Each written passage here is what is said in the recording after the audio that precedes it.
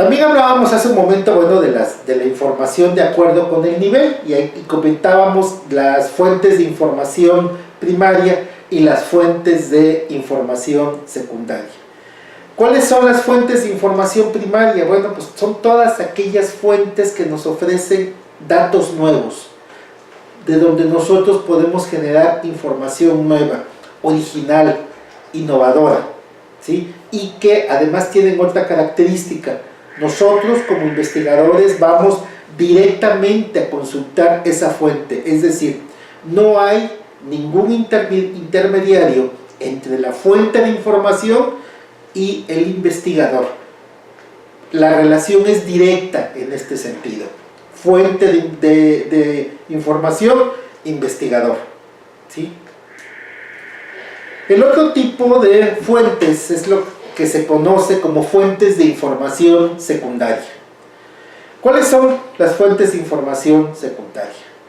Son aquellas fuentes, o se les considera fuentes de información secundaria, a todas aquellas fuentes que han sido tomadas de una fuente anterior.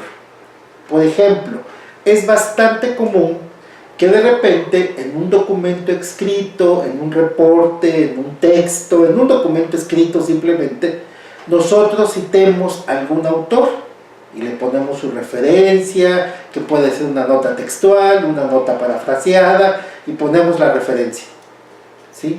Y si otra persona lee el documento, bueno, pues va a saber de ese autor a partir de lo que está diciendo el documento. Ya no acude directamente al autor. Es decir, aquí sí hay algo entre la fuente de información primaria, el documento, que puede ser un documento escrito, un documento electrónico, de cualquier tipo, y el investigador. Digamos que hay un filtro, por decirlo de esa manera, en este sentido, ¿sí? Entonces, normalmente la fuente de información secundaria es una fuente que ya ha sido analizada, que ya ha sido criticada, que ya ha sido revisada, organizada por el autor que la revisó de primera mano. ¿Esto le quita valor a la fuente? Por supuesto que no, porque nos está dando datos importantes. Aquí lo que nosotros podemos hacer son dos cosas: quedarnos con los datos que nos proporciona el autor que acudió primero a la fuente, o nosotros acudir directamente a esa fuente. Podemos convertir una fuente secundaria en una fuente primaria. ¿Cómo? Acudiendo al autor original. Podemos hacerlo de las dos formas, es válida, no hay ningún problema, ¿sí? Recuerden ustedes que APA nos da esas opciones, ¿sí? Cuando revisamos a un autor que fue citado por otro, ponemos el texto citado por, citado en, y con eso queda subsanada esa cuestión. ¿Cómo podemos nosotros seleccionar fuentes de información? Bueno, hay muchos criterios para ello. Y es muy importante, compañeros, no seleccionar documentos por seleccionar. ¿Saben por qué?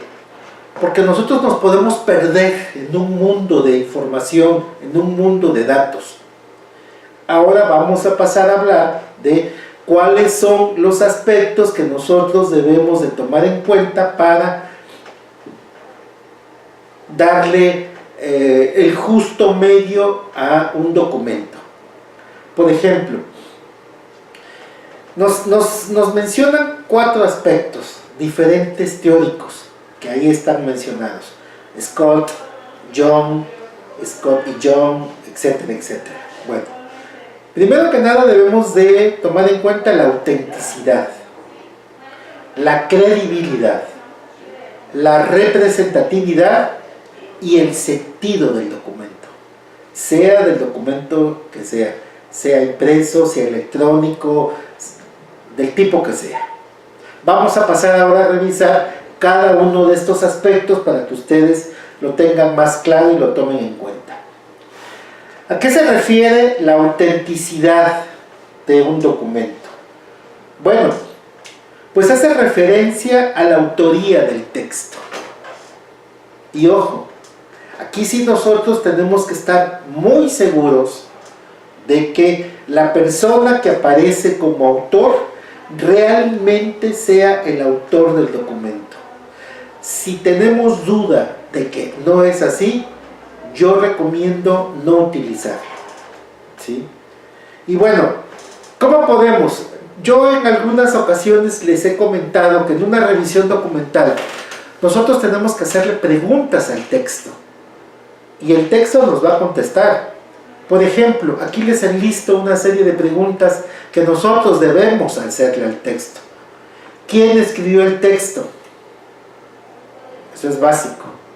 Se trata de un autor confiable, es decir, es un autor que ya antes nosotros hayamos leído, tengamos alguna referencia de ese autor, es un autor que está siendo referenciado por otros autores. Esta persona, este autor, ha hecho estudios especializados que lo acrediten como especialista en la temática que está escribiendo o en la cual está publicando.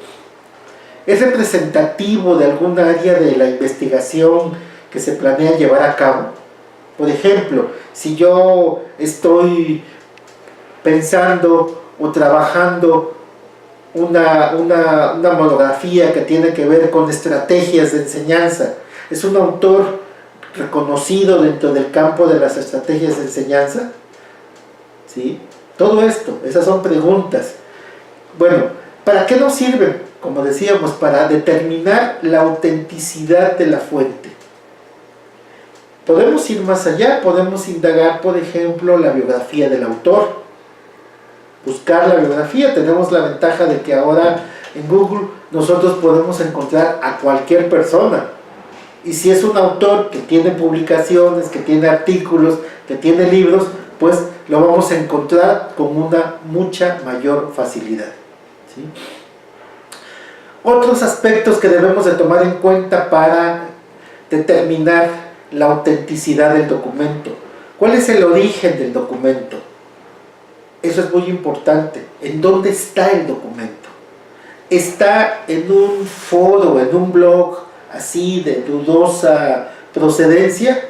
Pues así es algo cuestionable. Pero si está en un sitio web de algún instituto de investigación, de alguna universidad, de alguna asociación de profesionales en determinada área del conocimiento, etc., bueno, eso es muy importante también, ¿sí? que lo tomemos en cuenta. Y menciono más documentos electrónicos porque ahora es mucho más fácil que no sé, que cualquiera suba cualquier tipo de información, ¿sí? Con la cual no sabemos cuál es la fuente y cuál es el origen de esa información, ¿sí? Hay que ver, buscar si ese documento aparece en otras fuentes, etcétera, etcétera. Esto, compañeros, es el primer paso, los primeros pasos que nosotros tenemos que dar para evaluar la autenticidad del documento. ¿Por qué? Porque recuerden que en una investigación documental nuestra fuente de información más importante son los documentos, del tipo que sea. Por eso la importancia y la necesidad de verificar que son documentos auténticos. ¿Por qué? Porque entonces la información, los datos que estén ahí contenidos, nos van a dar la certeza de que son datos seguros, son datos auténticos. Lo voy a decir de esta manera, son datos oficiales, por decirlo así. Y entonces, obviamente, bueno, pues vamos a tener información que nos va a servir para lo que nosotros estamos realizando. Otro criterio importante es la credibilidad. Se refiere a la veracidad y a la precisión del documento. Esta necesariamente puede depender de diversos elementos. Por ejemplo, el punto de vista que plantea el autor. Un ensayo, por ejemplo. Recuerden ustedes que en un ensayo, una de las cosas que nosotros hacemos es dar a conocer nuestro punto de vista, que puede ser a favor o en contra respecto de una temática.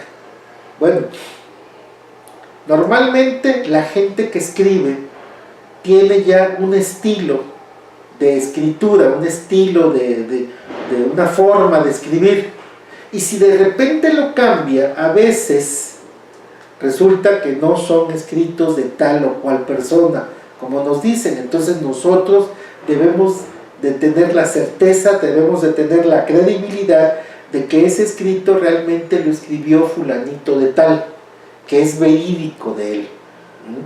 Entonces eso es muy importante, comprobar la veracidad del documento, que si es un documento que haya sido escrito por el autor que nos dicen que lo escribió.